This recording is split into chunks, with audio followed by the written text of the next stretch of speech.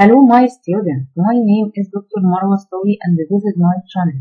With name Dr. Marwa Stowi from Chemistry and Science. I am graduated from Faculty of Science with total grade excellent with honors. I have a doctoral degree in biochemistry. We will study science and chemistry together in a fun way. Please don't forget to like, share and subscribe my channel to reach to a large number of students to learn everything about science and chemistry. Primary, preparatory, secondary levels for all grades. Thank you for watching. Today we will talk about matter, the matter in the world around us.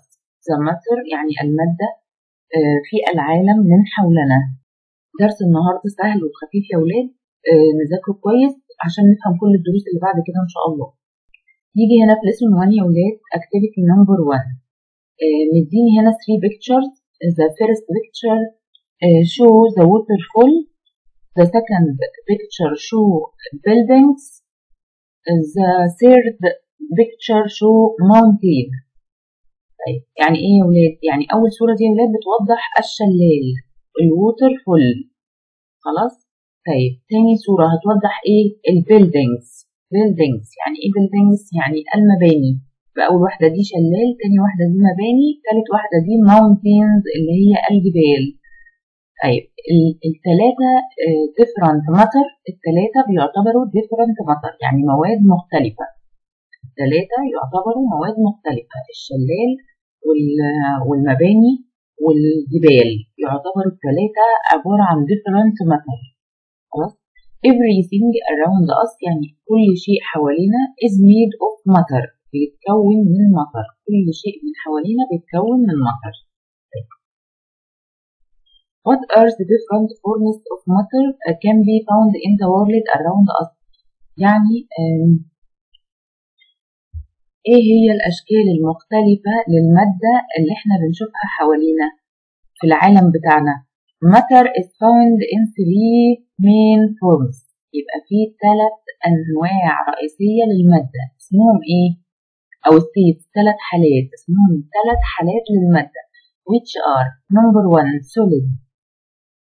Solid يعني صلب يا ولاد. Solid يعني صلب. Such as mean ice, wood, stone, iron.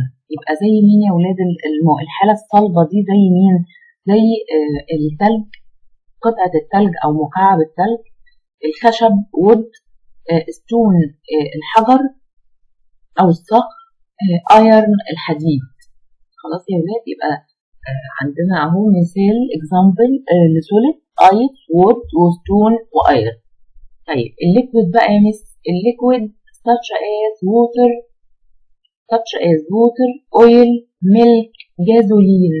يبقى الليكويد ده يا ولاد الحالة السائلة، اسمها الحالة السائلة liquid state. الحالة السائلة زي مين؟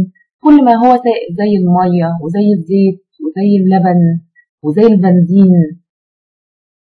طيب الجاز بقى يا ولاد such as water vapor يعني بخار المية، زي بخار المية، والأكسجين والكربون دايوكسيد. هل أنا أقدر أشوفهم؟ أقدر أشوف الأكسجين، غاز الأكسجين اللي داخل لي، غاز ثاني أكسيد الكربون اللي طالع مني، ووتر فيبور بخار المية اللي بيبقى طالع من الحلة. كل الحاجات دي بتعتبر ماتر. كل الحاجات دي بتعتبر إيه؟ ماتر.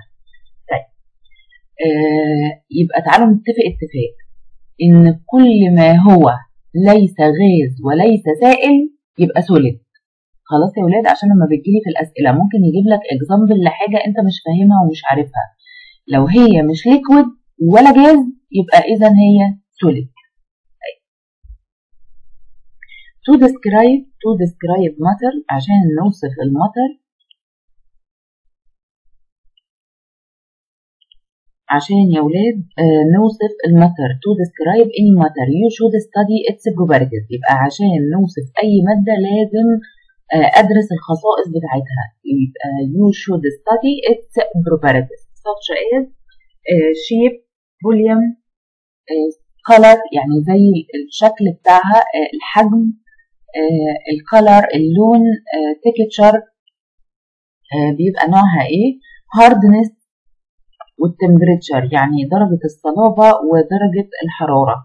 يبقى to describe any matter يعني عشان ان انا اوصف اي مادة يا ولاد لازم ادرس الخصائص بتاعتها من حيث الشيب الشكل والفوليوم الحجم وكالر اللون بتاعها التكتشر النتيج بتاعها الهاردنس التكتشر يعني الملمس يا ولاد يعني الملمس بتاعها بيبقى عامل ازاي سوفت ولا هارد ولا ايه بالظبط.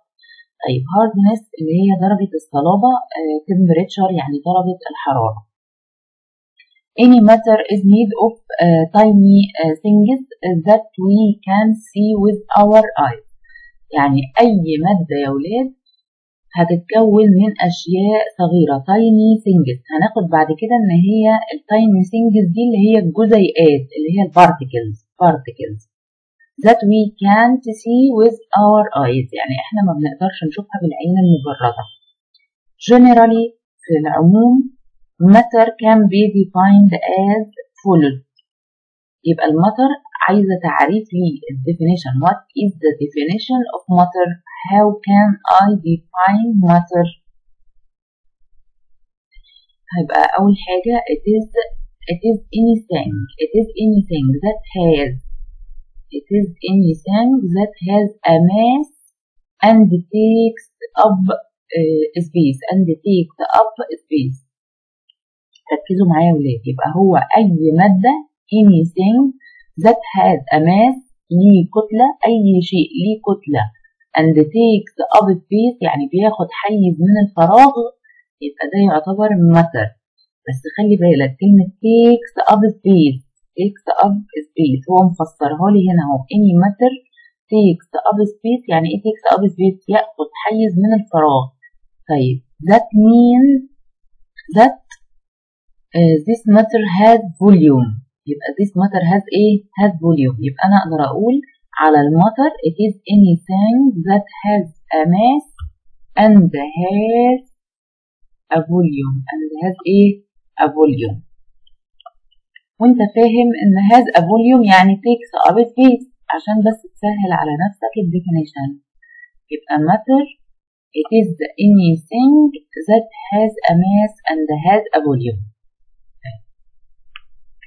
In this concept we will study states of matter حالات المادة particles of matter اللي هي جزيئات المادة modeling the particles of matter يعني ازاي بهندلها بقى ازاي بديها ستايل الجزيئات بيبقى عامل ازاي شكله عامل ازاي للمادة. tiny particles size يعني حجم البارتكلز الصغيرة دي بتبقى قد ايه.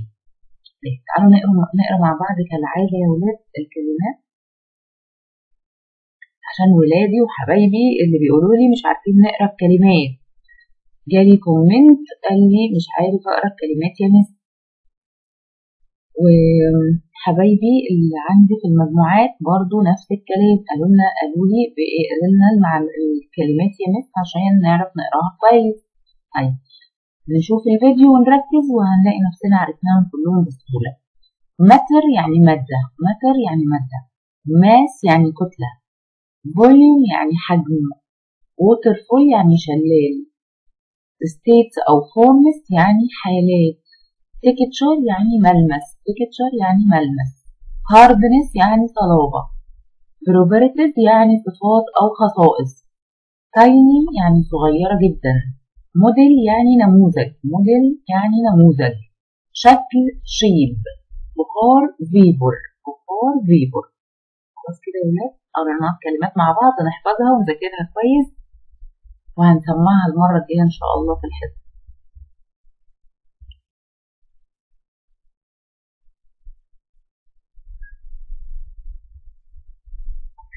نحل التشيك دي مع بعض. states of water دي activity number 2 يا ولاد. states of water يعني ايه states of water؟ يعني حالات المادة. طيب true or false.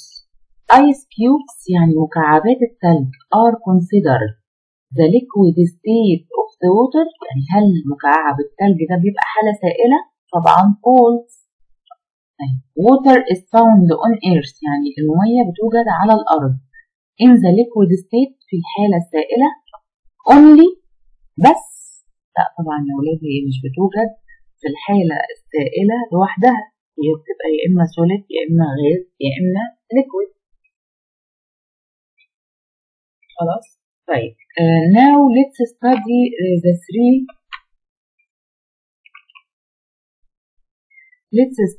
three states of water. يعني هندرس مع بعض 3 حالات بتوع المية as an example كمثال that shows the 3 states of water اللي هيوضح لي ال3 حالات من المادة. خليك معايا وما تتوهش، ركز عشان احنا داخلين على الكلام المهم والجميل، كلام سهل خالص وكل اللي جاي هيبقى ان شاء الله اسهل من اللي فات باذن الله. states of water يا ولاد حالات المادة عبارة عن solid state وليكويد state وجاز state. يعني ايه؟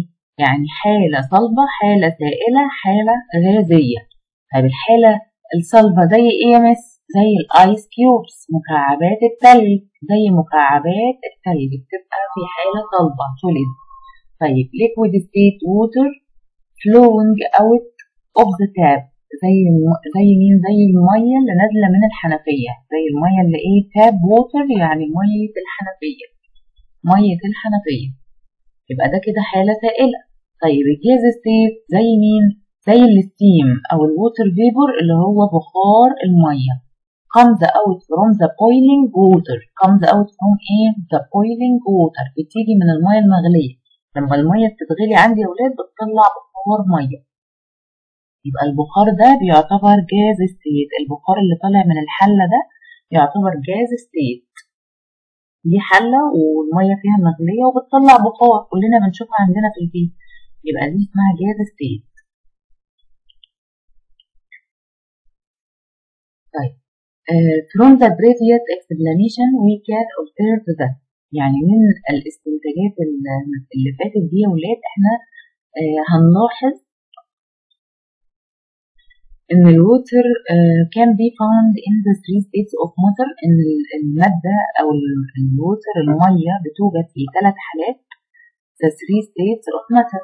طيب water برضو can be changed from one state to another state. يبقى المادة بتتغير من حالة إلى حالة أخرى.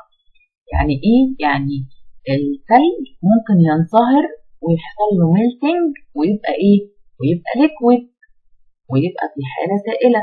طيب والحال السائل يا مس ممكن يرجع تاني يبقى سوليد؟ طبعا لما بحط المية في الفريزر بتبقى ايه؟ بتبقى مكعبات تلج. طيب يبقى العملية دي اسمها ايه؟ اسمها فريزنج، عملية التجمد. لسه هناخدها في الليسون اللي جاي ان شاء الله. وناخد اللي تشيك بقى.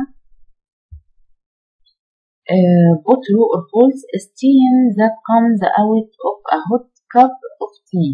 يعني البخار اللي بيطلع من كوباية الشاي السخنة is considered the liquid state. يعني هل بتعتبر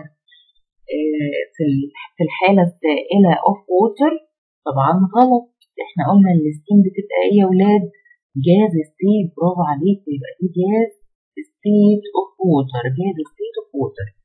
طب water is found in the 3 states on earth. يعني المية بتوجد في 3 حالات على الأرض. يبقى ده إيه يا ولاد؟ true ولا false؟ يبقى yes، هي بتوجد في 3 حالات زي ما قلنا solid وliquid وجاز. نقرأ يا ولاد الكلمات مع بعض. مكعبات تلج يعني ice cubes. ice cubes يعني مكعبات تلج. flowing out يعني تتدفق. flowing out يعني تتدفق. تاب يعني صنبور. قلنا التاب ووتر يعني مية الحنفية. بخار يعني ستيم. بخار يعني ايه يا ولاد؟ يعني ستيم. وبكده نكون خلصنا activity number 1 و activity number 2 في lesson 1 unit 2 concept 1. أتمنى يا ولاد تكونوا فهمتوا الدرس النهاردة، هو درس سهل ولذيذ خالص. وإلى اللقاء إن شاء الله في الإكسرسايزز. هنحل بعد كده الإكسرسايزز on lesson 1. وإلى اللقاء في فيديو جديد، وباي باي.